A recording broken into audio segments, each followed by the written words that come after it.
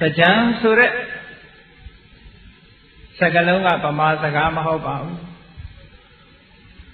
Pali Bada ne Sanwe needed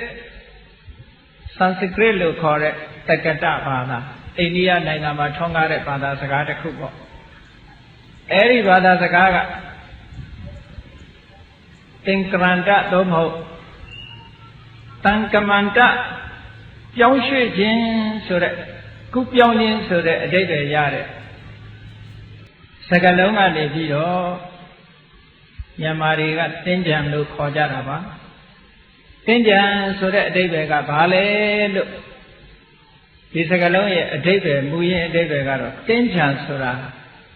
Ne Honga de Vido Nipego Kupione Academia de Mapa no Ne Hong Kong song video, Nideko, Kupione, a chamber. Yamalu Jaro, missing Laha, Pioni, don't neve. Kabat Jagre, Yamaro. Nissen, the Edila Satoya Neha, the Jam, a Jani Shipiro, Sali, Allah, a Jani. Dinedo Sangayani, a Jandi, Sachayani Jaro, a debt secondary Jaro, Nissandi. Tinjans Toti Chisi, Matoti Chisi. The Achagan was in Bradadu, Matabo Yaga. If he let secondary years of Verova Chippin, Yama Nissandi, Matala in Biva, no? If he let secondary years in Yama Nissandi, Yamayanka, a Janay, Yamayanka, a Jet Yeshi. Dini Maradina, Daro Logi Kesariba. Didn't say a dreadship either. Tamatare and the Dinyani Kesari goes however, and Logi Kesari. I don't logo to a Kesa and the Negaro. Tiachic and the Rosen Braytado. Tantoya chosen Agu he goes so bitter. Tantoya chosen a chakuni, Yaudome, to Sureka. Go Piani Santepo Lorabo. And it long to Sandona Chosen and Agu Nit, and it long I took I will locate the lady. The Yadaman at Yanjime solution. Kudo ne Agudo do Baria Pumia the Lay Suna, Sunset Chitake. Logi see why loaded Bulguriha. Yimi a seapoa. Which when track Konjaze, Jotemu, Soyomu, Sodarego, Dutch Bido, Chide account. The other Lobe Goya Tama, ye chin in a Pate Bido, Ludan, did in a chat. Chausan Ago Nema, Do Kuduri, Kapu Miake the La, Domo, Aguduri never, Chen Konge the La, Sodarego, Piambido, Nalonten, Senjamu, Cupi, come. Majagan Yoshi Larome. How the house at Chaco Net Ugu. Kudu Kamu Chuja. Logama Chuja on New Mupo, no? The Jani net Tansen Biro. Lungeri the Bawa or Pioja Pajaba. Lungerai no Mahobu. The Diaware Male Lungeri the Romania Bar, no? Tamarati look correct, Tayane Piomwe. Tayane Piomwe, Piomwe Muharo, a council me, Nyan Zome. A Chagazar in a Piolushi, Haro. Senator Kariga, Shendra Biro Larate, the Alon Diva. Chagazar in a Piome solution. Now Soma. The Jani Begazabi Piode Tadamia, the Enga sheet of Miva down, same chapsia. Vare Boguria leve on, but others had Chica Mima, Chimala, Miva Miaga, so in Toka Shija. Piore Bare Boguria leve, Tawara Pionia Ram Hoku. A Jamate and Quimada Kama, say Soja, Yamchicha, so that new lady, Shita Piri. Oh, Teyawe Labiro, Teyana Rajaro. Liga de Gale Sika, Teyawe Mateyana. Adinya Negale, ငြိမ်ငြိမ်စိတ်စိတ်အေးအေးချမ်းချမ်းနဲ့ရံဖြစ်မှလည်းမပူရဘူးနော်မတော်တဆထိခိုက်မှဆိုရဲ accident ဆိုတာမျိုးလည်းမပူရဘူးအေးချမ်းချမ်းနဲ့တရားဓမ္မနာယူရတယ်အခုပိဿုပန်ဘဝတည်းမှာပဲဓမ္မနဲ့ပတ်သက်တဲ့ချမ်းသာဒုက္ခဟာလူရဲ့စိတ်ကိုထာဝရအေးမြစေတယ်ဆိုတာဒါသက်သေသာရကတစ်ခုပါဒါကြောင့်မို့လို့65ခုနှစ်ကနေပြီးတော့66ခုနှစ်ကူးပြောင်းနေတဲ့အချိန်ကာလလေးမှာမြန်မာနိုင်ငံမြန်မာလူမျိုးတို့ရဲ့အစဉ်အလာယုံကြည်ချက်တစ်ခုကဘာလဲလို့ဆိုရင်တရားအခါမှာတရားမင်းဆင်းတယ်တဲ့တရားမင်းလူပြေကိုဆင်းလာတယ်ဆိုတာနဲ့ပတ်သက်ပြီးတော့လောကမှာဒီလိုယူဆယုံကြည်နေကြတော့လည်းပဲဘုရားမြတ်စွာဟောကြားတော်မူခဲ့တဲ့ပိဋကတ်30နိကေ9ပြဓမ္မခန္ဓာပေါင်း84,000ထိုဓမ္မခန္ဓာပေါင်း84,000ကိုဖွင့်ဆိုတဲ့အထက်ကရာတီကာစာအုပ်တွေထဲမှာဘယ်နေရာမှတော့မပါဘူးဘယ်နေရာမှမပါဘူးကဲသူတော်စင်တို့စဉ်းစားပြီးတော့ကြည့်တရားမင်းဆင်းနိုင်သလားမဆင်းနိုင်ဘူးလားဆိုတာ ਨੇ ဆင်းကျင်တဲ့တရားဆိုတာတကောအဋ္ဌိပတ်နဲ့ပြည့်စုံတဲ့ပုဂ္ဂိုလ်ခဏလေးဆင်းလာလို့ရတယ်နော်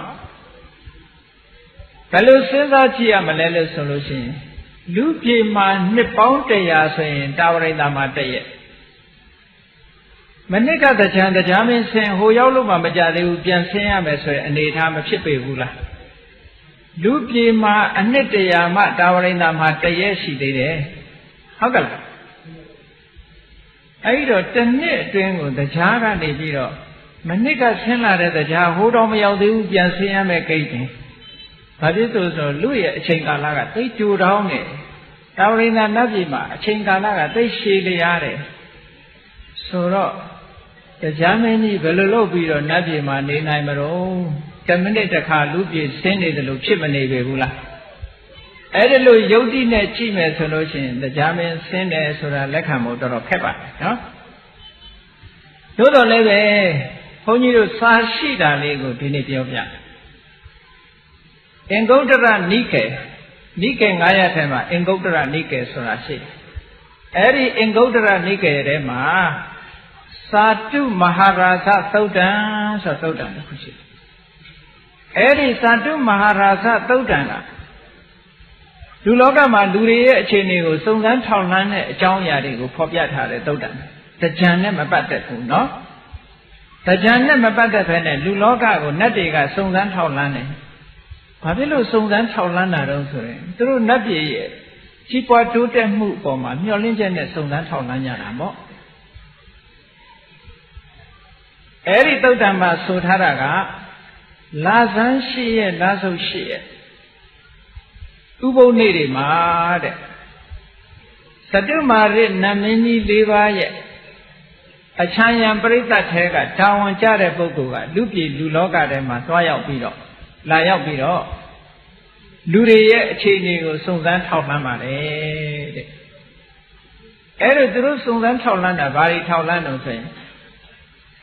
ကိစီခောဘဟုမနုဿာမနုသေတုမတ္တေယပိတ္တေယသာမင်းညာဗျမင်းညာဥပောသထံဥပဝတ္တန္တိပฏิစာကရွန်တိပုံညာတိကရွန်တိသူတို့ထောက်လှမ်းတဲ့အချက်ကလေးကကောင်းတဲ့အချက်ဖြစ်တယ်နော်လောကမှာလူတွေရှိတဲ့ထဲလူအများစုဟာတဲ့မေတ္တေယမာတုဟိတာမေတ္တေယမိဘကိုလှုပ်ကြွေးရလားအမေကိုယိုသေးလေးစားမှုရှိရလားလူတော်တော်များများဟာကိုယ့်ရဲ့အမေကိုလေးစားကြရလားလှုပ်ကြွေးကြရလားဂရုစိုက်ကြရလားဆိုတာဒီတစ်ချက်ကိုထောက်လှမ်းတယ်နော်နောက်တစ်ခုကပစ်တေးရဖခင်ကိုရောရိုးရိုးသေးသေးလေးလေးစားစားနဲ့လှုပ်ကြွေးသမှုပြုကြရလားနှစ်ခုပေါင်းလိုက်တော့မတ္တေယပတ္တေယအမေနဲ့အဖေကိုမိဘနှစ်ပါးကိုပြုစုဆောင်ရှောက်ကြရလားလှုပ်ကြွေးကြရလားလေးစားကြရလားဒီအချက်ကိုလက်တွေကလာပြီးတော့ထောက်လှမ်းပါတယ်ထ ထောက်လန်းတယ်ဆိုတော့ဟုတ်ဝေကြီးကဆင်းလာတာမဟုတ်ဘူးလူပြည်လူလောကမှာအလုံးသိကြတဲ့အတိုင်းခိုးဆောင်နှတ်ဆိုတာရှိတယ်အိမ်ဆောင်နှတ်ဆိုတာရှိတယ်ကျောင်းဆောင်နှတ်ဆိုတာရှိတယ်ရက်ွက်ဆောင်နှတ်ရုပ်ကစိုးဘုံမစိုးဆိုတာတွေရှိတယ်သူတို့ချင်းချင်းမေးလိုက်ရင်သိတယ်ဟေးဒီရက်ွက်ဆိုလို့ချင်းအေးမြဝတီရက်ွက်ထဲကဟေးအမေဖေးလှုပ်ကြွေးနေတဲ့သားသမီးများဘယ်နှယောက်ရှိလဲမေးလိုက်မှာဟုတ်ကဲ့အေးမြဝတီရက်ွက်မှာရှိတဲ့လူတွေတဲကမိဘနှစ်ပါးကိုလှုပ်ကြွေးပြုစုပေါ်ရတဲ့အမေဖေကိုပြန်ပြီးတော့မပြောဘူးအမေစကားအဖေစကားနားထောင်နေမိဘနှစ်ပါးကိုဂရုစိုက်တဲ့သားသမီးတွေဘယ်နှယောက်ရှိမိသားစုဘယ်နှဦးရှိသလဲဆိုတာစုံစမ်းနောက်တစ်ခုကသာမင်ညာဗျာမင်ညာသာသနာတော်မှာသာသနာတာဝန်ထမ်းဆောင်နေတဲ့ယဟန်တွေဗျာမင်ညာမြတ်သောအကျင့်ကိုကျင့်ပြီးတော့သူတော်စင်ဖြစ်နေတဲ့ယဟန္တာပုဂ္ဂိုလ်သာသနာဝန်ထမ်းရှင်ယဟန်မွန်မြတ်တဲ့သူတော်စင်တွေအပေါ်မှာကောင်းတဲ့ပုဂ္ဂိုလ်တွေဒီရက်ွက်ထဲဒီမြို့ထဲမှာဘယ်နှယောက်ရှိသလဲဒါကိုစုံစမ်းထောက်လှမ်းပါလေနောက်တစ်ခုကဥပောသထံဥပဝတ္တန္တိဥပုပ်နေ့တွေများဥပုပ်ဆောင်ကြရလားဥပုပ်ဆောင်တဲ့လူများရလားဆိုတာကိုထောက်လှမ်းတယ်ပฏิစာကရွန်တိဥပုပ်ဆောင်တယ်ဆိုတဲ့အခါမှာတချို့ကြတော့အကျိုးလေးအပိုလေးနဲ့ပို့ဆောင်ဆိုတော့ဥပုပ်နေ့ကိုဥပုပ်ဆောင်တဲ့ပုဂ္ဂိုလ်ဟာအဖိတ်နေ့ကကျိုးပြီးတော့ဥပုပ်ဆောင်ဥပုပ်ထွက်တဲ့ရက်လည်းကျိုးပြီးတော့ဆောင်အဲ့ဒီတော့၈ရက်ဥပုပ်ဆိုလို့ရှိရင်9ရက်နေ့ကဥပုပ်ဆောင်တယ်၈ရက်နေ့ဥပုပ်ဆောင်တယ်9ရက်နေ့ဥပုပ်ဆောင်တယ်3ရက်အကျိုးအပိုနဲ့စောင့်တာကိုပฏิစာကရဥပုပ်လို့နိုးကြားစောင့်တဲ့ဥပုပ်လို့ခေါ်တယ်အဲ့ဒါလို့ဥပုပ်များစောင့်ရရဲ့လားဆိုတာစုံစမ်းထောက်လာမယ်နော်ပုံညာလိကရွန်တိကုသိုလ်ကောင်းမှုတွေလုပ်ကြရဲ့လားအရာထဲမှာဘုရားကျောင်းကံနဲ့ပတ်သက်ပြီးတော့ဘုရားတဲတယ်ကျောင်းဆောက်တယ်ဆွမ်းလောင်းတယ်စသဖြင့်ကုသိုလ်ကောင်းမှုတွေလုပ်ကြရဲ့လားဆိုတာကိုစတုမာရိနတ်မင်းကြီးတွေရဲ့အချမ်းရံတာဝန်ကျတဲ့ပုဂ္ဂိုလ်တွေကစုံစမ်းထောက်လှမ်းပြီးတော့နတ်မင်းကြီးတွေစီအစဉ်ခံသာပို့ရတဲ့ဒါတရားမင်းကဟိုဟာကိုင်ဆင်းဒါကိုင်ဆင်းဆိုတော့မပါဘူးနော်တရားပဲကျွဲတော့သိမစင်းထမှာဘူးနော်လူပြေကကျွဲလဲရိုင်းနဲ့ကျွဲဆွဲမိလို့ရှိရင်တရားပဲမဲ့အခက်ခံခြင်းခံရမှာအဲ့တော့တရားကလူပြေလာလို့ရှိရင်တကောဣတိပတ်နဲ့ဒီလိုပဲလာမှာသို့မဟုတ်ဝေဇယန္တာနတ်အထာကြီးသူ့မှာသိန်းတော်မြင်း1000ကတဲ့နတ်အထာတွေရှိနေတယ်ကျွဲကိုတော့အသိခက်တဲ့ကျွဲသိမထင်ပါဘူးကြည့်ရအဲ့တော့အခုဘုန်းကြီးပြောတာကစာထဲမှာပါတဲ့ဟာနော်အဲ့ဒါလို့စတုမာရိနတ်မင်းကြီးတွေကနေပြီးတော့လူပြေရဲ့အခြေအနေကိုစုံစမ်းထောက်လှမ်းခိုင်းတာဘယ်နေ့တွေမှာထောက်လှမ်းခိုင်းလို့ဆိုလာဆန်းရှိရဲ့လာဆုံးရှိရဲ့တဲ့ဥပုံနေ့တွေမှာအဲ့ဒီသတင်းတွေကိုလိုက်ပြီးစုနောက်တစ်ခု14ရက်နေ့တွေကြတော့ဘယ်သူတွေလာတော့ဆိုစတုမာရိနတ်မင်းကြီးတွေရဲ့သားတွေကိုယ်တိုင်ဆင်းလာခဲ့တယ်အဲ့ဒီခါသူတို့သားတွေကိုယ်တိုင်က14ရက်နေ့ကျတော့လူပြည်မှာလာပြီးတော့ထောက်လန်းတယ်။ဘာတွေထောက်လန်းလဲလို့ဆိုရင်ခုနကအချက်တွေပဲ။အေးဒီမျိုးနဲ့ဒီရက်ွက်ဒီမျိုးကလူတွေဟာအမေကိုဂရုစိုက်ကြရဲ့လားအဖေကိုဂရုစိုက်ကြရဲ့လားယဟန်တန်ဃာတွေကိုဂရုစိုက်ကြရဲ့လားသူတော်ကောင်းတွေများမပြစ်မှားပဲနေကြရဲ့လားဥပုပ်တွေများဆောင်သုံးကြရဲ့လားကုသိုလ်ကောင်းမှုတွေလုပ်ကြရဲ့လားဒီအချက်တွေကိုလိုက်စုံစမ်းအဲ့တော့တရားရှိခင်သူတော်စင်ပြိဿတ်တို့နဲ့မှတ်ထားဖို့ရလောကမှာလူရလို့ဖြစ်လာလို့ရှိရင်အမေအဖေပြုစုတဲ့ဒီကိစ္စဟာနတ်တွေကအမတန်လိုလားတဲ့ကိစ္စတစ်ခုဖြစ်တယ်ဆိုတာကိုမှတ်ထားဖို့နတ်တွေကဘာကြောင့်လိုလားသလဲလို့ဆိုရင်နတ်ပြည်မှာနတ်ချမ်းသာတွေစီးစိမ်တွေခံစားနေရတာအခုလို့မိဘနှစ်ပါးကိုပြုစုခဲ့တဲ့ပုဂ္ဂိုလ်တွေရရှိတာဒါကြောင့်မို့လို့သူတို့ကဒီလိုကောင်းကျိုးချမ်းသာကိုရစေတတ်တဲ့ကုသိုလ်မျိုးဖြစ်သည့်အတွက်ကြောင့်ဒီကုသိုလ်တွေလုပ်ကြရလားစုံစမ်းထောက်လာထို့တူပဲ15ရက်နေ့လပြည့်လခွေနေ့ညမှာကြတော့စတုမာရိနတ်မင်းကြီး4ယောက်ကိုယ်တိုင်ကစုံစမ်းထောက်လှမ်းတယ်တဲ့တရားမင်းကြီးဆင်းတယ်လို့မပါဘူးနော်ပ ထမကသတုမာရနတ်မင်းကြီးရဲ့အချမ်းရံပရိသတ်ထဲကလာရောက်ပြီးထောက်လန်းတယ်14ရက်နေ့ကျတော့သတုမာရနတ်မင်းကြီးတို့ရဲ့သားတော်တွေကိုယ်တိုင်ဆင်းလာပြီးတော့စုံစမ်းထောက်လန်းတယ်15ရက်နေ့ကျတော့သတုမာရနတ်မင်းကြီး4ယောက်ကိုယ်တိုင်လာပြီးတော့ထောက်လန်းတယ်တဲ့ထောက်လန်းတဲ့အချက်တွေကတော့အတူတူပဲကဲထောက်လန်းပြီးတော့သူတို့ဘာတွေလုပ်တုံဆိုရင်တရားမင်းကြီးရဲ့တာဝရိန္ဒနတ်ပြည်မှာသူဓမ္မာလို့ခေါ်တဲ့နတ်တွေရဲ့အစည်းအဝေးကျင်းပတဲ့သူဓမ္မာစဘာဆိုတာရှိတယ်အဲဒီသူဓမ္မာစဘာကြီးမှာပုံမှန်နတ်တွေဟာအစည်းအဝေးထိုင်ကြတယ်အဲ့ဒီအစည်းအဝေးမှာသတုမာရနတ်မင်းကြီးတွေကိုယ်တိုင်ကနေပြီးတော့လူပြေကအခြေအနေတွေကိုနတ်ပြည်မှာသွားပြီးတော့တင်ပြပါတယ်ဘုန်းကြီးတို့တရားစခင်သူတော်စင်ပြိဿတို့ကစဉ်းစားလိုက်မယ်ဒီနတ်တွေဟာအလုံးမရှိအလုံးရှာဒုသတင်းတွေရှာပြီးတော့အစည်းအဝေးထဲမှာတင်ပြနေတယ်လို့ဒီလိုအောက်မေ့ကြတယ်နတ်တွေကအရေးကြီးတယ်ဘုန်းကြီးတို့အခုမြို့တွေမှာနေတဲ့ပုဂ္ဂိုလ်တွေကတောရွာကလူတွေကဆံရည်စပါးဖြစ်ထွန်းပြီးတော့ဖွင့်ဖြိုးမှမြို့ကလူတွေဖွင့်ဖြိုးတာနော်တောကလူတွေမှာဆံရည်စပါးတွေမရဘူးတဲ့တောကလူတွေကဆင်းရဲကြတယ်တဲ့ဆိုရင်မြို့ကလူတွေလည်းပဲအယောင်းဝယ်တွေထိုင်းကုန်တာပဲဟုတ်တယ်မဟုတ်တောမဖွင့်ဖြိုးရင်မြို့မဖွင့်ဖြိုးသလိုပဲတောကိုမြည်နေရအခုတရားချက်ခင်သူတော်စင်ပြိဿတို့နေ့စဉ်စားနေတဲ့စကားတွေဟာအေးမြဝတီရက်ွက်တဲ့စိုက်တာမဟုတ်ဘူးဘယ်ကလာတောရွာတွေကလာနော်စားနေကြတဲ့ပဲတွေဟင်းသီးဟင်းရွက်တွေဘယ်ကလာတောကလာ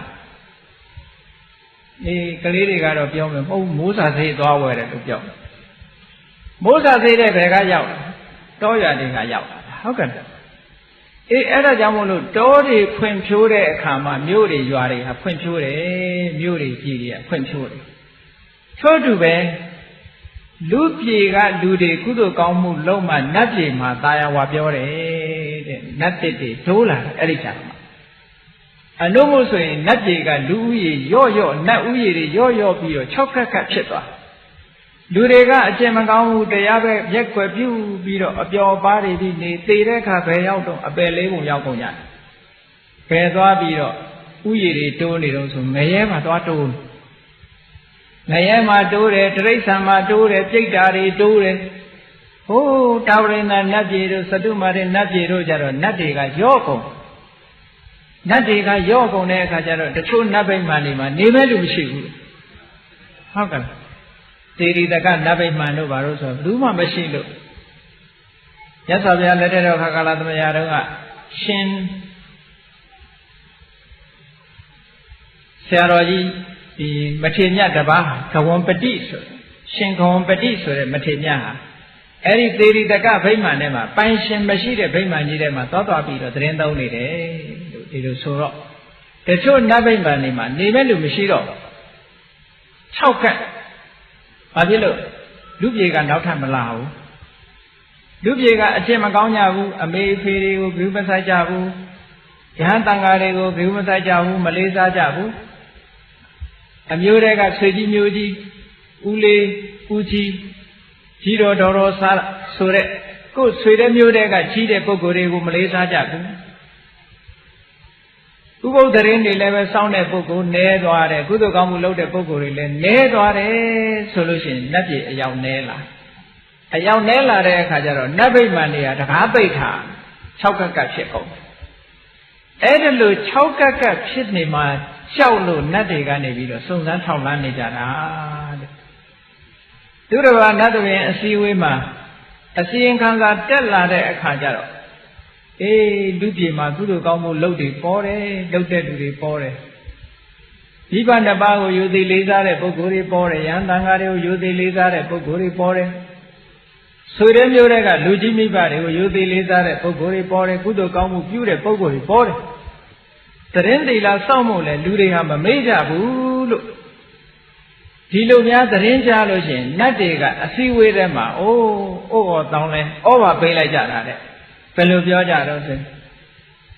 ဒိဗ္ဗဝတ္တဘောကာယပရိပုရိတန္တိပရိဟာယိတန္တိအတုရကာယဘောဥချင်းတို့ဒိဗ္ဗကာယနတ်ပြည်နတ်ရွာတို့သည်ပရိပုရိတန္တိ ဥယေတူကားပြီး၍လာကြတော့မှာပါဟောဒုနတ်ပြေတော့နတ်တွေပြေတော့မှာပဲစီစီကားကားကြီးရှိတော့မှာပဲငရဲရွာတို့အပယ်လေးပုံတို့တော့6ကတ်သွားတော့မှာပဲဆိုပြီးတော့တောင်းလဲနဲ့ပျော်ကြတယ်တဲ့အဲ့ဒါလို့မှမဟုတ်ဘူးလူပြေကတက်လာတဲ့အစီရင်ခံစာကိုကြည့်လိုက်လို့ရှင်လူတရားမှဥပုသ်ဆောင်တဲ့လူက10ယောက်တောင်မပြည့်ဘူးဆိုရင်နတ်တွေကိုအစည်းအဝေးကြီးတစ်ခုလုံးငြိမ်းချသွားပါပြီနော်တို့နတ်ပြေတော့6ကတ်ကဖြစ်တော့မှာပါပဲအဲ့ဒါလို့တဲ့စတုမာတဲ့တုတ်ပြရတာဟုတ်ကဲ့အဲ့တော့နတ်တွေရဲ့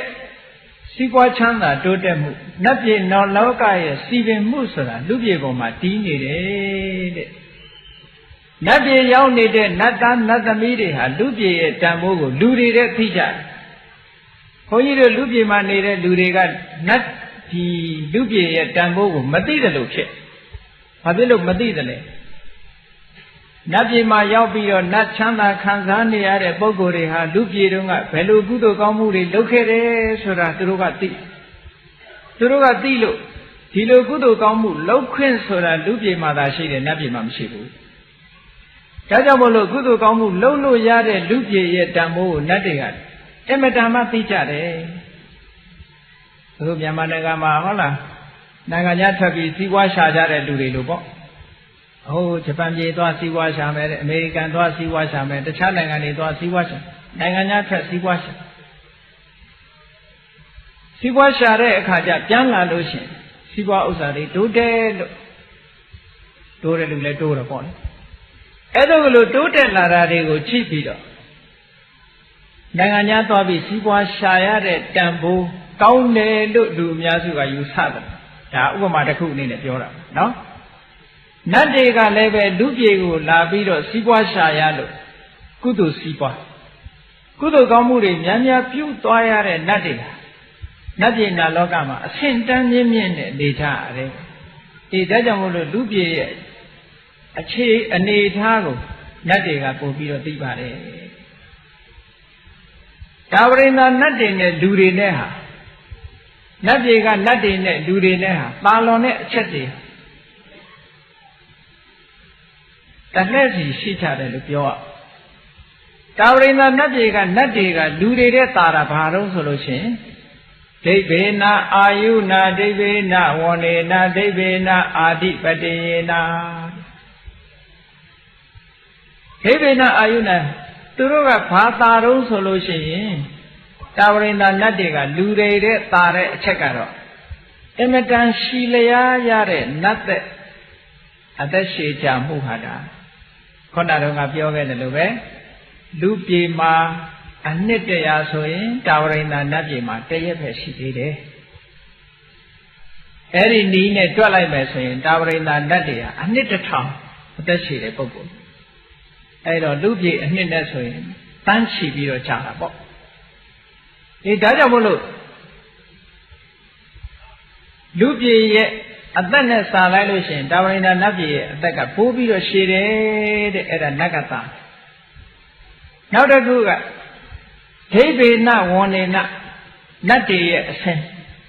နတ်တွေရဲ့အဆင်းဆိုတာလူတွေရဲ့အဆင်းနဲ့စာလိုက်မယ်ဆိုရင်သိပ်กว่าတယ်နတ်ဆိုတာအမတန်ချောအမတန်လှအမတန်ချောအမတန်လှသူတို့ခန္ဓာကိုယ်ကလည်းတောက်တောက်ပြောင်ပြောင်အမြဲတမ်းရှိအမတန်ကျက်တည်ရှိတဲ့ရုပ်မျိုးလူအစင်းနဲ့မတူဘူးတဲ့လူပြေကလူတွေကဖီးနိုင်လိမ့်နိုင်ဟုတ်လားနတ်သားတွေချဲနိုင်လွန်းလို့လူတွေဟာအနံ့ကလေးကောင်းနေတယ်လို့ရှိဒါလူချင်းသာနေလို့ရတယ်ဟိုးတာဝရိန္ဒနတ်ပြေကနတ်တွေကယူဇနာတယူဇနာလောက်ကနေပြီးတော့လူနတ်ရလို့တဲ့လူပြေမလာကြဘူးတဲ့နော်လူတွေရဲ့အနံ့ကဆိုးလို့တဲ့သူတို့ကြတော့လူအနံ့ကိုမခံနိုင်ဘူးတဲ့ဒီလိုဆိုလို့ရှိရင်တရားမင်းလူပြေဆင်းနှာခေါင်းပိတ်ဆင်းရလိမ့်မယ်နော်လူတွေရဲ့အနံ့မခံနိုင်ဘူးတဲ့ဘယ်ခဏခဏလာတော့ဒါဖြင့်ဘုရားလူတဲ့ဝင်ပူးတဲ့နတ်ကတော့ဘယ်လိုနတ်တုံးလို့မေးစရာရှိတယ်အဲ့ဒီနတ်တွေကတော့အမတန်မှဘုံပစိုးနတ်လို့ဆိုတဲ့ထဲကပေါ့စိတ်တာမျိုးတွေကစတုမာတဲ့အောက်တန်းကြတဲ့နတ်တွေတဲကသာလူကိုပူးမှာပါဟုတ်ကဲ့ဟ ဟိုအထက်တန်းကြတဲ့အထက်ကနတ်တွေကတော့ဘလို့မှလူပူးဖို့နေနေတာသာဟိုတယူဇနာလောက်ကတည်းကအနံ့ရပြီးတော့နှာခေါင်းပိတ်နေရတာဘယ်ဝင်ပူးပါအဲ့တော့နတ်တွေဆိုတာကအဆင်းအယောင်အားဖြင့်လဲလူတဲ့အမတန်မှလှပချောမောတယ်အာဓိပတိယအစိုးရပိုင်ဆိုင်မှုဆိုတာလည်းပဲနတ်တွေကသိပြီးတော့ထက်မြက်လူတွေပိုင်ဆိုင်မှုတဲ့သူတို့ပိုင်ဆိုင်မှုကြီးစိုးမှုကပိုပြီးတော့အဆင့်သာတယ်တဲ့အဲ့ဒါကနတ်တွေကလူတွေတဲ့သာတဲ့အချက်သုံးခုဒါချင်းလူတွေကရောနတ်တွေတဲ့သာတာမရှိဘူးလားလို့ဆိုရှိတယ်သူရာတတိမန္တောဣဒဗျမစရိယဝါသောသူရာလူတွေကရဲစွမ်းတတ္တိရှိတဲ့နေရာကြတော့နတ်တဲ့သာတဲ့နော်တတ္တိကောင်းတဲ့နေရာမှာလူကနတ်တဲ့သာတယ်အလွန်တတ္တိကောင်းကြံ့ကြံ့ခံဆင်းရဲခံနိုင်တယ်ပေါ့သူကဒါကြောင့်မလို့သူရာရဲစွမ်းတတ္တိရှိတယ်နောက်တစ်ခုကတတိမန္တောလူတွေကတတိကောင်းတယ်တဲ့နတ်တွေတဲ့တောင်လူကတတိကောင်းဆိုပဲဟုတ်တော့ဟုတ်တယ်တရားမင်းကြီးတစ်ခါတော့ကအရှင်ဘုရားမြတ်စွာဘုရားကိုလာမေးတယ်တဏှာကုံနဲ့အချက်ဟောပြလိုက်တော့သူသဘောကျပြီးသာဓုခေါ်ပြီးတော့နတ်ပြည်ပြန်တက်တယ်အဲ့ဒီသာဓုခေါ်လိုက်တဲ့အတန်ကိုဘယ်သူကကြားတော့ဆိုလို့ရှိရင်တစ်ဖက်အခန်းမှာသတင်းသုံးနေတဲ့ရှင်မောက္ကလန်ကကြားလိုက်ဟေးသာဓုခေါ်သွားတယ်ဘုရားဗာတရားဟောလိုက်တယ်ဆိုတော့မကြားလိုက်ဘူးတရားကြီးကသာဓုခေါ်လိုက်တဲ့အခါဒါတော့တရားဟောလိုက်တာနေမှာပဲငါဗာတရားဟောတော့လိုက်မေးဦးမှာပဲဆိုပြီးတော့တရားမင်းကြီးလည်းနတ်ပြည်ရောက်နောက်ကရှင်မောက္ကလန်လိုက်သွားပြီးတော့ဟိုလည်းရောက်ရောတရားမင်းကြီးကရှင်မောက္ကလန်လည်းမြင်လိုက်ရောလန့်သွားတာဟာရှင်မောက္ကလန်လိုက်လာပြီခုနကတရားမေးတော့မှာပဲစဉ်းစားတော့ခေါင်းကိုခြာတစ်ပတ်လေတော့မေးသွားပြီခုနကဖះဟောလိုက်တဲ့တဏှာသင်္ခရဆိုတဲ့ကျင့်စဉ်ကိုသူဘာလို့မှအစားခေါ်လို့မရတော့ဘူးနောက်ကြတော့မှရှင်မောက္ကလန်ကတကိုးတော်နဲ့သူနေတဲ့ပြတ်တတ်ကိုကင်လှုပ်လိုက်တဲ့အခါမှာကြောက်ပြီးတော့အဲ့ကြတော့မှပေါ်လာတယ်နော်အေးတတိကြတော့လူတွေကပို့ပြီးတော့ကောင်းပါလေဘာဖြစ်လို့လူတွေကနတ်တွေတဲ့ပိုတတိကောင်းတော့ဆိုတာအထက်ကရာကအကြောင်းပြထားတာရှိနတ်တွေဆိုတာဒုက္ခဗဟုလအလွန်ကိုချမ်းသာတယ်သိချမ်းသာသည့်အတွက်ကြောင့်တတိအားနည်းသွားတယ်ချမ်းသာဒုက္ခတွေသိများနေသည့်အတွက်ကြောင့်တတိအားနည်းသွားတယ်ငရဲသားတွေကြတော့ဒုက္ခသိကြီးတယ်တဲ့ဆင်းရဲဒုက္ခတွေနဲ့ကြီးကျုံနေရတယ်သူတို့လည်းပဲတတိအားနည်းသွားတယ်လူကြတော့ဘာဖြစ်လို့တတိကောင်းတော့ဆိုရင်ဒုက္ခတလဲဒုက္ခတလဲချမ်းသာတလဲဆင်းရဲတလဲလူကစုံတဲ့နော်ချမ်းသာတဲ့အခါချမ်းသာလိုက်ဆင်းရဲတဲ့အခါဆင်းရဲလိုက်ဆိုတော့လူကတတိပိုကောင်းတဲ့အလှည့်အပြောင်းကလေးနဲ့မဟုတ်ကလားအလှည့်အပြောင်းကလေးတွေဆိုတော့တတိပိုကောင်းသွားတယ်လို့အထက်ကရာမှာဒီလိုအကြောင်းပြထားအေးတတိကောင်းတဲ့နေရာမှာလူတွေကနတ်တွေတဲ့သားနောက်တစ်ခုသာတာတော့ဣဒဗြဟ္မစရိယဝါတော်တဲ့မြတ်စွာဘုရားရဲ့သာသနာတော်မှာတရားကျင့်ခွင့်ညတ်တော်အကျင့်ကိုကျင့်သုံးနေထိုင်ခွင့်ရတာလူပြည်မှာအဲ့တော့စဉ်းစားကြည့်လေနတ်ပြည်ကနတ်သားတွေဒုံလဘယဟန်တက်ချင်တယ်ဆိုလို့တက်လို့ရမှာမရဘူးနော်ဒုံလဘယဟန်တက်ချင်လို့မရဘူးဥပုသ်ဆောင်ဖို့တောင်ခက်ခဲခဲဥပုသ်ဆောင်ရင်တရားမင်းကြီးက950ဇာတ်ထဲမှာလူပြည်စိတ်နဲ့လာရတယ်ဥပုသ်ဆောင်ရင်ဟိုမှာဥပုသ်ခဏချိုးလိုက်မယ်ဟုတ်ကဲ့ဒါကြောင့်မို့လို့ကုသိုလ်ကောင်းမှုလုပ်ဖို့ဆိုတာအကောင်းဆုံးနေရာလူပြည်ဖြစ်ပါတယ်အခုလိုအကောင်းဆုံးနေရာရောက်ရတဲ့နဲ့ဘုန်းကြီးတို့တရားချက်ခင်တော်တဲ့ပြိဿတဲ့လိုက်ပြီးတော့ချိလိုက်ကဘာမှာဒီကနေ့ကဘာမှာတန်ပေါင်း9000ကျော်ရှိတယ်လူဦးရေတန်ပေါင်း9000သောလူဦးရေတွေကဗုဒ္ဓဘာသာဟာ2သန်းတောင်ပြည့်ချင်မှာပြည့်မှာပါအဲ့ဒီဗုဒ္ဓဘာသာ2သန်းနဲ့ကလည်းပဲတရားဓမ္မနဲ့ဥပုသ်သတင်းနဲ့စောင့်နိုင်တဲ့ပုဂ္ဂိုလ်ဘယ်နှယောက်ရှိအဲ့ဒါမှနည်းတယ်နော်အဲ့တော့လူဘဝမှာအပျော်အပါးနဲ့နေစဉ်ကုံဆုံးပြီးတော့နေကြတယ်တဲ့လူဘဝတန်ဖိုးရှိတဲ့လူဘဝဟာတန်ဖိုးမဲ့တဲ့အနေအထားမျိုးတန်ဖိုးရှိတဲ့လူဘဝကိုတန်ဖိုးရှိအသုံးမချတဲ့ဖြင့်အချိန်လေးအလဟတကုန်သွားကြတယ်ဒါကြောင့်မို့လို့မြတ်စွာဘုရားက မနုဿလာဘံလတ္တနာတတ္တမေတုပ္ပဝေတိတေယေခဏံနာရိကိသံတိအတိနာမင်းတိတေခဏံတတ္တမေတုပ္ပဝေတိတေသူတော်ကောင်းတရားကိုဟောကြားနေခြင်းခါကာလသမယမှာ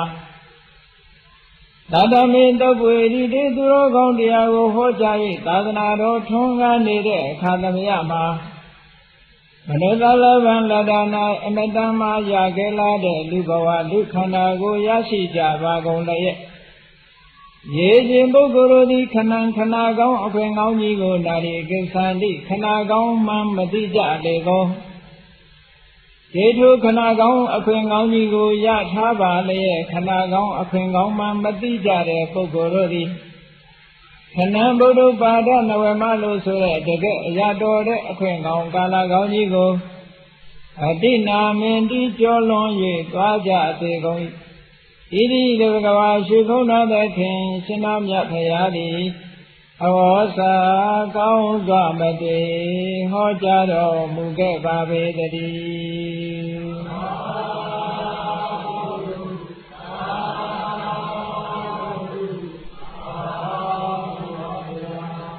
ကဲလိုက်ပြီးတော့ကြည့်လိုက်လူပြည်လူလောကမှာမြတ်စွာဘုရားရဲ့သာသနာတော်ထွန်းကားနေတဲ့အချိန်ကုသိုလ်မျိုးစုံဒါနကုသိုလ်လည်းလုပ်နိုင်တယ်သီလကုသိုလ်တွေလည်းဆောက်တည်နိုင်တယ်ဘာဝနာကုသိုလ်ဆိုတဲ့အကျင့်တွေလည်းကျင့်နိုင်တယ်ဒီလိုအခွင့်ကောင်းကာလကောင်းကြီးနဲ့လူဘဝရနေရတဲ့နဲ့အဲ့ဒီအခွင့်ကောင်းကိုတရားဓမ္မအတွက်အသုံးမချပဲနဲ့ပျော်ကပါကစားကအိတ်ခါနဲ့အချိန်ကုန်ပြီးတော့လူဘဝတက်တန်းကုန်ဆုံးသွားမယ်ဆိုရင်ဘယ်လောက်နစ်နာလဲအလုံးကိုနစ်နာပါဘာဖြစ်လဲလဲဆိုရင်ဘာနဲ့ဥပမာတူတုံးဆိုလို့ရှိရင်မိဘလက်ထက်ကရှာထားလို့ရထားတဲ့ပစ္စည်းလေးတွေထိုင်စားလို့ကုန်သွားပြီးတော့ဘာမှမကြံလို့ဆင်းရဲဒုက္ခရောက်သွားတဲ့လူနဲ့အတူတူပဲနော်ထိုင်စားတာနဲ့ကုန်သွားတယ်ဘာတစ်ခုမှရှေ့တိုးတက်လာမှာမဟုတ်ဒါကြောင့်မို့လို့လူဘဝရလာတဲ့အခါမှာအလွန်တန်ဖိုးရှိတဲ့လူဘဝရလူဘဝတန်ဖိုးကိုဘယ်သူတွေကသိနတ်တွေကသိဒါကြောင့်မို့လို့နတ်တွေကသူတို့နတ်သားတွေကိုအချင်းချင်းအမှားစကားပြောတဲ့အခါမှာဘယ်လိုပြောတယ်လဲဆိုပါတော့တာဝိနာနတ်ပြည်တို့အထက်နတ်ပြည်တွေမှာနတ်သားတစ်ယောက်ဟာသက်တမ်းကုန်ဆုံးလို့သုတိစိတ်ကြတော့မယ်ဆိုလို့ရှိရင်ပုပ္ပနမိတ်ရှေ့ပြေးနမိတ်ကလေးတွေပေါ်လာတဲ့နော်ဒီပြည်မှာတော့ပုပ္ပနမိတ်တွေကအများကြီးဆေးရုံသွားဆက်လိုက်လို့ HIV တွေ့ပြီဆိုရင်ပုပ္ပနမိတ်ပဲပေါ့နော်ဘာယောဂညာယောဂအခုပေါ်ပါပုပ္ပနမိတ်တွေအဲ့ဒီမှာတာဝရိန္ဒနတ်ပြည်ရဲ့ပုပ္ပနမိတ်ကတော့နတ်တွေမှာပြတယ်ဒီနတ်သားသုတေတော့မယ်နတ်ပြည်ကသုတေတော့မယ်ဆိုလို့ရှိရင်ပုပ္ပနမိတ်ပြဘာတွေပြလဲလို့ဆိုရင်မာလာမိလာယန္တိမာလာဆင်ထားတဲ့ပန်းကုန်းတွေဟာလည်းမိလာယန္တိညှိုးနွမ်းတဲ့အောင်ဖြစ်၍လာကုန်၏နတ်တွေဆိုတာပန်းဆင်ထားတာနတ်တွေကခေါင်းမှာပန်ထားတဲ့ပန်းသို့မဟုတ်လက်ဘင်းမှာဆွဲထားတဲ့ပန်းတစ်ခါဆင်တစ်ခါပန်ထားဘယ်တော့မှညှိုးတယ်မရှိဘူးတဲ့နတ်ပန်းဟာဘယ်တော့မှမညှိုးဘူးပန်းကလေးညှိုးသွားပြီဆိုလို့ရှိရင်ဒီနတ်ဟာသေတော့မယ်ယောဂဝင်လာပြီပေါ့ဒီနတ်သေတော့မယ်ဒါပုပ္ပနမိတ်တစ်ခုပဲဝဋ္ဌာနိကိလေသာနိဝဋ္ဌာနိဝဋ္ဌာတဲ့အဝဋ္ဌသာတို့ဟာကိလေသာနိနွမ်း၍လာကြလေကုန်ဝဋ္ဌာတဲ့အဝဋ္ဌကလည်းခါတိုင်းလို့တောက်တောက်ပြောင်ပြောင်မဟုတ်ဘူးနည်းနည်းပေးပေးရီရီဖြစ်လာလူတွေကြတော့မဟုတ်တရားဝနှစ်ရက်ဝခေါ်လိုက်လျှော်လိုက်ရတော့မပြောနဲ့တော့နော်3-4ရက်ဆက်ဝလို့ရှိရင်သူနာသူမကတ်တော့မှာမဟုတ်အဲ့တော့တရင်တော့ဝတ်လိုက်တာနဲ့ပဲလူရဲ့အဝတ်ကနန်းဆော်သွားပြီနွမ်းသွားပြီ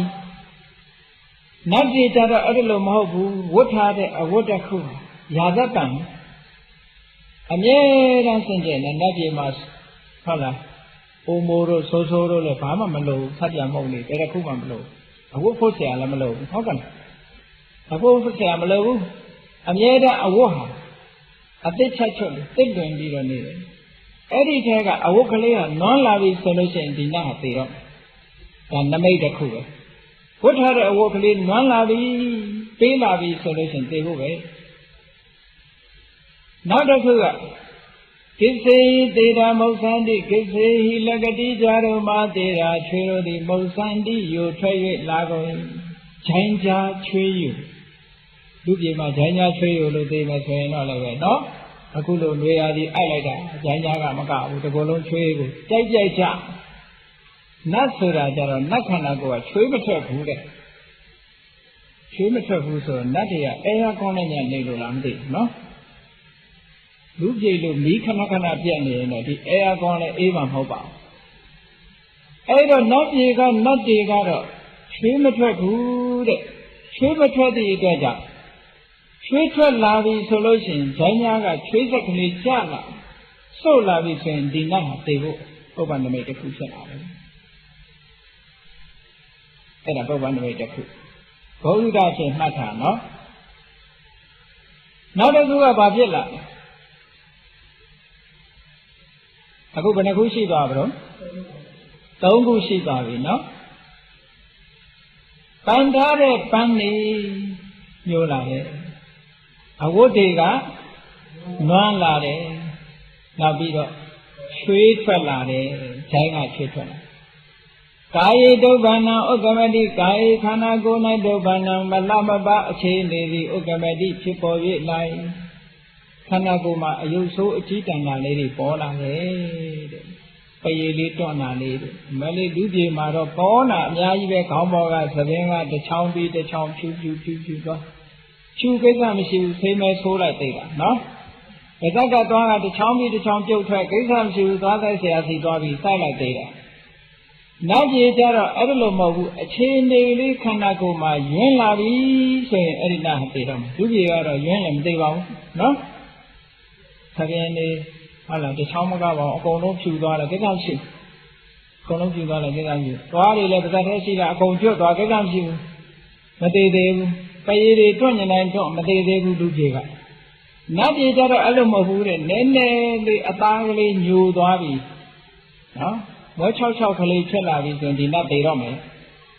ခါတော့ဝင်းဝါဆိုဣနေတဲ့နတ်ရဲ့ခန္ဓာကိုယ်အသားအရည်လေးတွေကနည်းနည်းလေးပဲ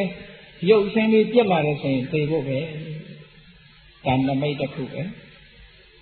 နောက်တစ်ခုကဘာလဲလို့ဆိုလို့ရှိရင်တကေဒေဝဒေဝသနေနာဘိရမတိဒေဝနတ္တိတကေဒေဝသနေမိမိနေတဲ့နတ်ဘိမာနာဘိမြေရတိပြောမပြောတော့ပါကိုနေရကိုမပြောဘူးတဲ့ဟိုသွားခြင်းထိတ်ဒီသွားခြင်းထိတ်တွေဖြစ်လူတွေမှလည်းအဲ့လိုဖြစ်တတ်တယ်နော်နေရထိုင်ရတော့မပြောဘူးဆိုရင်အဲ့ဒါပြောင်းကျင်လာတဲ့သဘောပဲဟုတ်လားနေလို့ထိုင်လို့ဘာလို့မဟုတ်ပြောကိုမပြောဖြစ်လာအဲ့ဒီနတ်ကလည်းပဲသူ့ဘုံမိမှန်နဲ့မှသူနေရတော့မပြောတော့ဘူးညင်းငွေ့လာအဲ့ဒီနတ်ဟာတည်တော့မယ်အဲ့ဒါနတ်တွေကပုဗ္ဗနမိတ်ပြလာအဲ့လိုပုဗ္ဗနမိတ်ပြလာတယ်ဆိုလို့ရှိရင်သူတို့ကလည်းသိကြတယ်နတ်တွေတည်တော့မယ်ဒီနတ်ဟာတည်တော့မယ်ဒါကတကိုးကြီးတဲ့နတ်တွေမှပြတာတဲ့သိပြီတကိုးမကြီးတဲ့နတ်ကြတော့ရုပ်ခနဲ့သိသွားတာရုပ်ခနဲ့သိသွားတာကမီးငိမ့်သွားတယ်လို့ပဲဖျောင်းနိုင်မီးကလေးဟုတ်ခနဲ့ငိမ့်သွားတယ်လို့နတ်ခန္ဓာကိုယ်ဟုတ်ခနဲ့ပျောက်သွားတယ်အဲ့တော့နတ်အတုဝါချဆိုတာမရှိဘူးပေါ့ဗျာကောင်းတော့ပေါ့ဒီတကြိုစရာလည်းမလိုဘူးအတုဝါရင်ငားစရာလည်းမလိုဘူးနော်ငါကြတော့သိသွားရင်ပျောက်သွားရောမီးငိမ့်သွားတယ်လို့ပဲဟုတ်ခနဲ့ပျောက်သွားတာပြီးတာသိသွားပြီတကိုးကြည့်တဲ့နတ်တွေမှာအဲ့ဒီလိုအခြေအနေပြလာတဲ့အခါကျတော့သူ့ရဲ့ပတ်ဝန်းကျင်တွေကဝိုင်းပြီးတော့အားပေးစကားအမှားစကားပြောကြတယ်ဒီတော့မှဆိုဘေးကလည်းသိလာတော့အမှားစကားပြောကြတယ်ဤတော်ဘောသူကတိကိစ္စသူကတိကဏဝသုလတ္တလာဘံလဘသုလတ္တလာဘံလဘိတဝသုပ္ပတိထိတော်ဘဝဟိနတ်တွေရဲ့အမှားစကားလေးသုံးခုနော်ဘောချင်နတဤတော်ဤနတ်ပြေမသူကတိသူကတိဘုံတို့ကိစ္စသွားပါလေ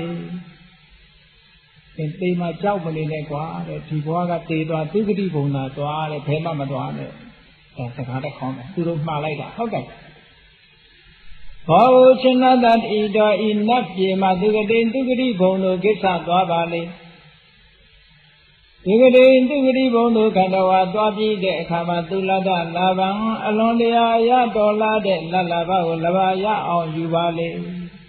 အကောင်းဆုံးလလဘကြီးကိုမြင်ရအောင်ယူလိုက်ပါတဲ့အဲ့ဒီရောက်သွားရင်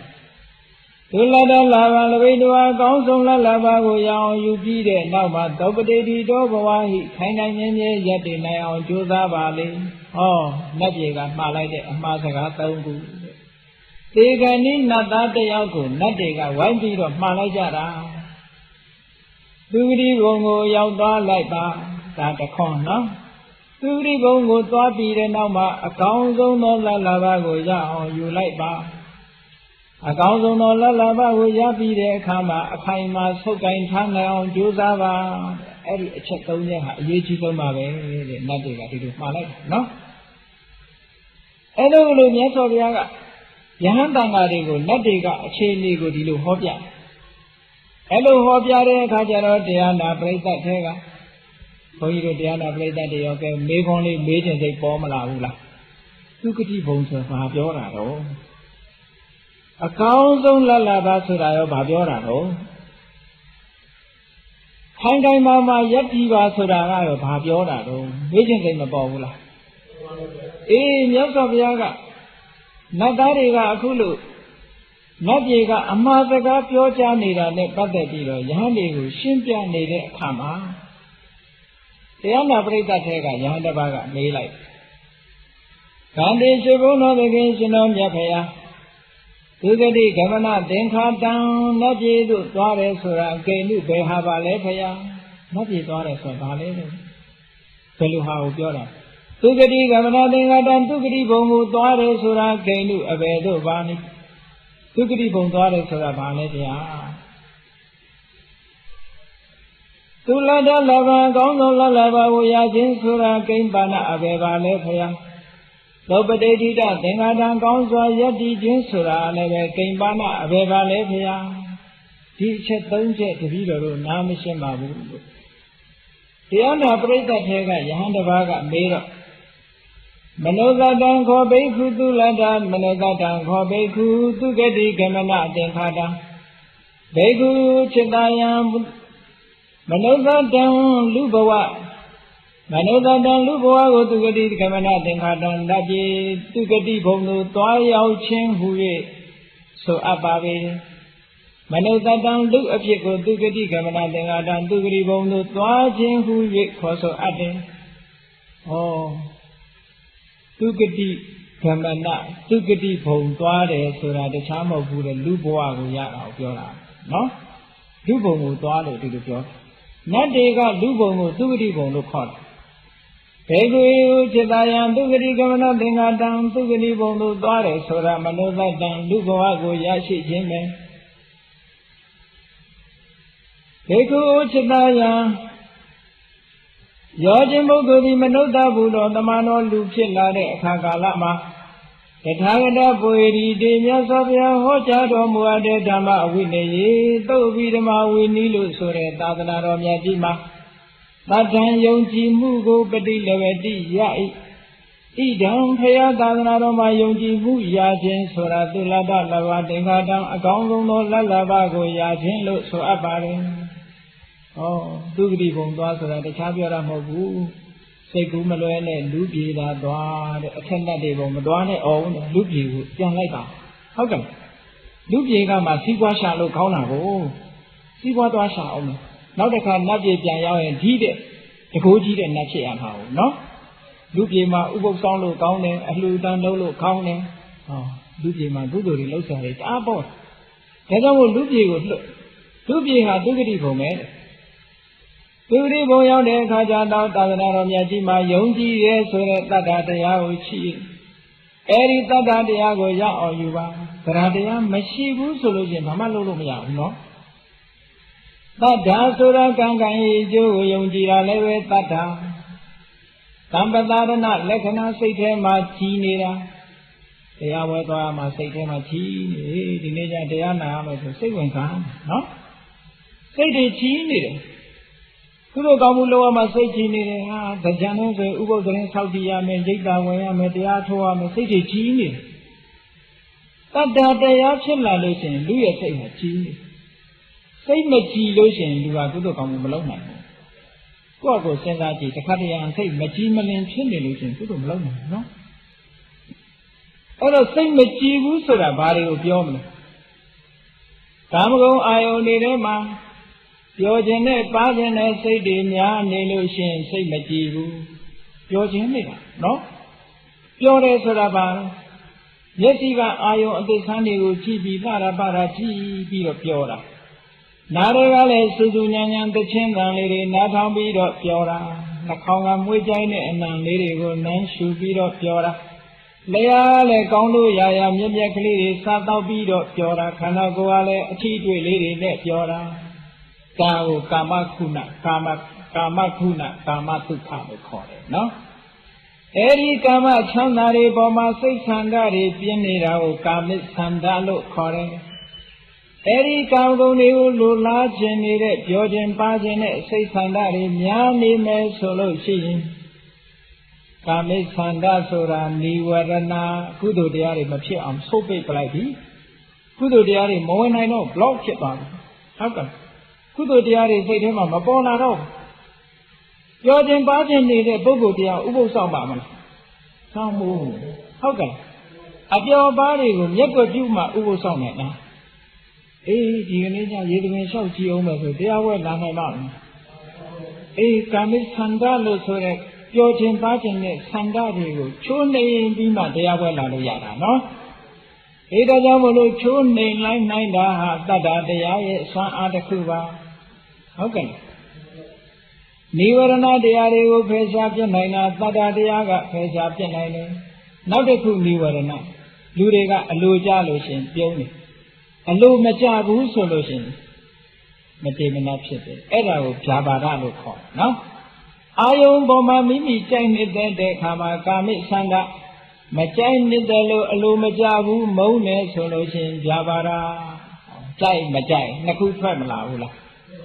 အေးမကြိုက်ဘူးဆိုတဲ့စိတ်အလိုမကျစိတ်တိုးနေတဲ့ပုဂ္ဂိုလ်တရားဟာလည်းတရားပွဲလည်းမလာနိုင်ဘူးကုသိုလ်ကောင်းမှုလည်းမလုပ်နိုင်ဘူးစိတ်အလိုမကျဖြစ်နေနော်ထို့တူပဲချိနာမိတာကုသိုလ်ကောင်းမှုမှစိတ်အားတွေကျနေတယ်ကုသိုလ်ကောင်းမှုလောကမှာစိတ်မဝင်စားဘူးစိတ်မပါဘူးစိတ်တွေတွန့်ဆုတ်နေတယ်ချိနာမိတာလို့ခေါ်တယ်နော်အိတ်ချင်မိုင်ဝဲမှာချိနာမိတာမဟုတ်ဘူးကုသိုလ်စိတ်တွေကနောက်ဆုတ်နေတယ်ကုသိုလ်လောကမှာတွန့်ဆုတ်နေတဲ့ဆိုတာချိနာမိတာဖြစ်တာဥဒိစ္စကုက္ကုစာစိတ်တွေကလေးနေတယ်နောင်တပူပန်မှုတွေကလွှမ်းနေတယ်ဟောကုသိုလ်မလုံးနိုင်ဝိသိကိစ္စဒါတွေလုံးနေရောအကျိုးရှိရလားဟောသံတရားတွေဝင်နေတယ်ဝိသိကိစ္စအဲ့ဒါတွေကိုအလုံးနိဝရဏလို့ခေါ်တယ်ဘာကြောင့်နိဝရဏကုသိုလ်စိတ်တွေမဖြစ်အောင်စိုးပိတ်တယ်လို့နိဝရဏလို့ခေါ်တာနော်အဲ့ဒီတရားတွေကစိုးပိတ်ထားပြီဆိုလို့ချင်းဘယ်သူမှကုသိုလ်စိတ်မရနိုင်ဘူးဒါကြောင့်မို့လို့တတ္တတရားတွေပေါ်လာတဲ့အခါမှာအဲ့ဒီနိဝရဏတွေကိုဖယ်ရှားပြနိုင်တယ်စัจ जा မင်းရဲ့ဗရမ ्या ယရနာကြီးဟာဘလောက်နောက်တဲ့ရေထဲပဲဖြစ်ဖြစ်ထဲလိုက်တာနဲ့တကြိုင်နဲ့ရေထဲကအနောက်တွေဟာတခါတည်းထိုင်ပြီးတော့ခြိသွားတယ်ဗရမ ्या ရဲ့ဆွမ်းအားနော်ရေနောက်မြူနီကိုခြိစေတတ်တဲ့စัจ जा မင်းရဲ့ဗရမ ्या ရဲ့အဲ့ဒီတတ္တတရားဟာလည်းပဲစัจ जा မင်းရဲ့ဗရမ ्या ယရနာနဲ့အလားတူတူတယ်တဲ့စိတ်ထဲကအနောက်အကြည့်နိဝရဏတွေကိုဖယ်ရှားပြနိုင်တယ်နော်တတ္တတရားမှမဖြစ်ရင်ဌာနကောင်းမှုလည်းမလုပ်ဘူးတဲ့သီလလည်းမဆောက်တည်နိုင်ဘူးဘာဝနာကမ္မဋ္ဌာန်းလည်းပွားများအထောက်နိုင်မရှိဘူးဘယ်သူတွေနဲ့ဆုတ်ပိတ်နိဝရဏတွေနဲ့ဆုတ်ပိတ်နေတယ်ဟုတ်ကဲ့အဲ့ဒီနိဝရဏဆိုတဲ့အငြိအနောက်တွေကိုရှင်းချလိုက်နိုင်တာတော့တတ္တတရားပဲဒါကြောင့်မို့လို့နတ်တွေကအရေးတကြီးမှားတာလူပြေကိုသွားလိုက်ပါတဲ့လူပြေသွားပြီးတဲ့အခါမှာမြတ်စွာဘုရားသာသနာတော်ပေါ်မှာယုံကြည်ခြင်းလို့ဆိုရဲတတ္တတရားကိုရအောင်ယူလိုက်ပါဒါအကောင်းဆုံးလက်လာပါပဲဒီပြင်ဘာမှယူစရာမလိုဘူးရွှေတွေငွေတွေကဒါမလိုဘူးဟုတ်ကဲ့ဘာကလို့တတ္တတရားလို့တတ္တတရားရှိရင်အလုံးရှိဒါကြောင့်မို့လို့တတ္တတရားကိုဘာနဲ့အလားတန်တူတော့ဆိုလက်နဲ့ပြင်စားပြီးတော့ဆိုတာတတ္တဟာလက်နဲ့တူတယ်ကဲလက်မပါတဲ့သူကိုယ့်ကိုယ်လက်ကလေးကိုပိုက်ပြီးတော့ထားကြည့်လက်ကိုလုံးဝလက်ပိုက်ထားတာမဖြုတ်ဘူးသို့မဟုတ်ငါလက်နှစ်ခုကိုဖယ်ထားလိုက်မယ်လက်မပါဘူးဆိုပါတော့ ကိုရှိမှလည်းပဲယရနာဒုံကြီးတွေ့နေတယ်ဘာနဲ့ကောက်လက်မပိုင်ဘာမှကောက်လို့မရတော့ဘူးဟုတ်တယ်မလားမျက်စိနဲ့လည်းကောက်လို့ရတာမဟုတ်ခြေထောက်နဲ့လည်းကောက်လို့ရမှာဖတ်လို့တော့ရမှာပေါ့ကောက်ယူလို့တော့မရဘူးဟုတ်ကဲ့အဲလက်မပိုင်ဘာနဲ့မှယူလို့မရဘူး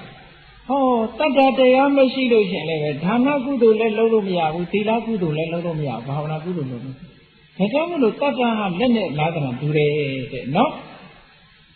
နောက်တစ်ခုတတ္တဟာဘာနဲ့အလားတူတူလို့ဆိုမျိုးစိတ်နဲ့အလားတူတူတယ်မျိုးစိတ်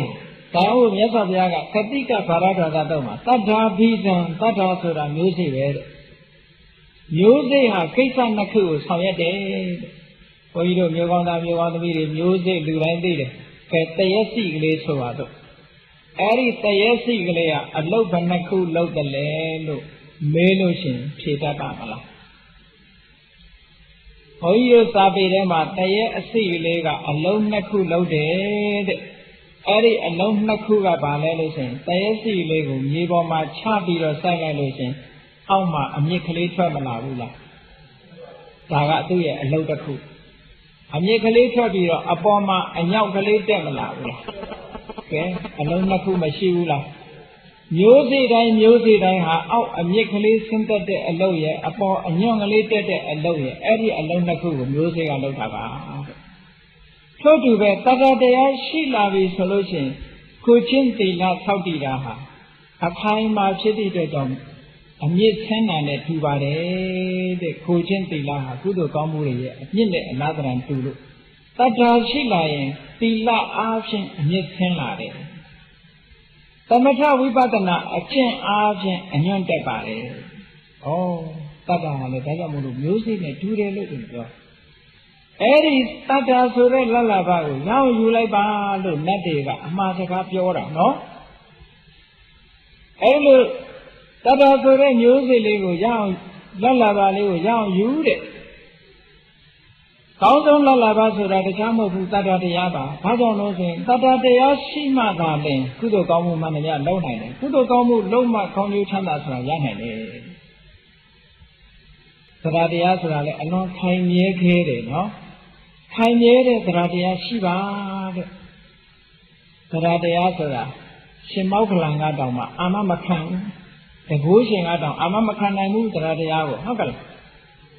ကြားဘူးကြတယ်မော်လားရှင်တိဝလိရဲ့မေတော်ကသုပ္ပဝါဒရှင်တိဝလိကိုခက်ခက်ခဲခဲနဲ့ဖွာခဲ့ရအမတမပင်မဆင်းရဲစွာရှင်တိဝလိလေးဖွာခဲ့ရလလဘမှာအထင်ရှားဆုံးဧကရရတဲ့ရှင်တိဝလိမထေရနော်သူ့မေတော်ကသူ့ကိုမွေးဖွားရတာအလုံးကိုခက်ခက်ခဲချင်းဖွားအဲ့ဒါကြောင့်မို့လို့ရှင်သေဝလီလေးအလောင်းလေးမွေးဖွားလာပြီးတဲ့အခါမှာ9ရက်တိတိဖျားမှုရှိတဲ့တန်ဃာတွေကိုဆုံးပင့်နေတယ်သူကပင့်နေတော့ဒကာတဦးကလည်းကြိုပြီးတော့ပင့်ထားတာရှိတယ်အဲ့ဒီဒကာကဘယ်သူဒကာတော့ဆိုရှင်မောက္ခလံရဲ့ဒကာဖြစ်မြတ်စွာဘုရားကရှင်သေဝလီကိုဦးစားပေးတဲ့အနေနဲ့ကဲမောက္ခလံတင့်ရဲ့တကာသွားပြီးတော့ရက်9ရက်လောက်ရွှေ့ပေးပါလို့သွားပြောဆိုတော့ရှင်မောက္ခလံမထေရအိမ်ကြွသွားပြီးတဲ့အခါကျသူတကအကျိုးကြောင့်ပြောတာပေါ့ရှင်သေဝလိမေတော်ဟာမသေးုံတမဲပဲခက်ခက်ခဲခဲဒီသားလေးကိုဖွားရဒါကြောင့်မလို့အလွန်ပင်ပန်းနေလို့ကုသိုလ်ကောင်းမှုလုပ်ချင်လို့9ရက်လောက်တော့အခွင့်ပေးပါရက်လေးထည့်ပေးပါပေါ့ရက်လေးထည့်ပေးပါဆိုတော့ဟိုတကာကလည်းအတော်နဲ့ပေးချင်တာမဟုတ်ဘူးနော်မပေးချင်တော့သူကဈေးကြိုင်ဘယ်လိုကြိုင်လဲဆိုရင်အရှင်ဘုရားတဲ့ဒီ9ရက်အတွင်းမှာတပည့်တော်ရဲ့အသက်ရဲ့တပည့်တော်ရဲ့ဥစ္စာရဲ့တပည့်တော်ရဲ့တရားတရားရဲ့ဒီ3ခုမပြတ်အောင်အရှင်ဘုရားဂရန်တီပေးနိုင်ပါမလားတဲ့ကဲအမကံပေးရမယ်တဲ့ဟုတ်ကဲ့9ရက်အတွင်းတပည့်တော်မသေးပါဘူးဆိုရင်အရှင်ဘုရားအာမခံရမယ်တဲ့ပစ္စည်းဥစ္စာတွေမပြတ်ပါဘူးဆိုတာအရှင်ဘုရားအာမခံရမယ်တဲ့တရားတရားမပြတ်ပါဘူးဆိုတာလည်းအာမခံရမယ်အေးတရားတရားပြက်လွယ်တယ်ထင်တယ်ပါတယ်ဟုတ်ကဲ့အဲ့ဒါအာမခံရမယ်လို့ဆိုတော့ရှင်မောက္ခလံကစဉ်းစားလိုက်တယ်ရှိလိုက်တော့အေးမင်း9ရက်နဲ့တော့မသေးသေးဘူးသေးချာမင်းအသက်လည်းငါအာမခံတယ်ကွာဥစ္စာလည်းအာမခံတရားတရားတော့ငါအာမမခံနိုင်ဘူးတဲ့ဟုတ်ကဲ့တရားတရားကတော့မင်းမမင်းအာမခံမှာဖြစ်မယ်လို့ဆိုတော့အရှင်ဘုရားတဲ့အဲ့လိုဆိုရင်အရှင်ဘုရားတပည့်တော်အသက်နဲ့ဥစ္စာအာမခံရင်တပည့်တော်ခွင့်ပေးပါမယ်ဗျာ9 9 ရက်နောက်ဆုတ်ပြီးတယ်အဲ့တော့တရားတရားပြတ်လွယ်တယ်ဆိုတာသိထားနော်ဒီတော့ကြောင့်မလို့အခုလိုတရားတရားရလာတဲ့အခါမှာထိုတရားတရားပေါ်မှာအခိုင်အမာတည်အောင်ကြိုးစားရမယ်အဲ့ဒါဟာနတ်တွေကမှားလိုက်တဲ့အမှားစကားသုံးခုပဲနော်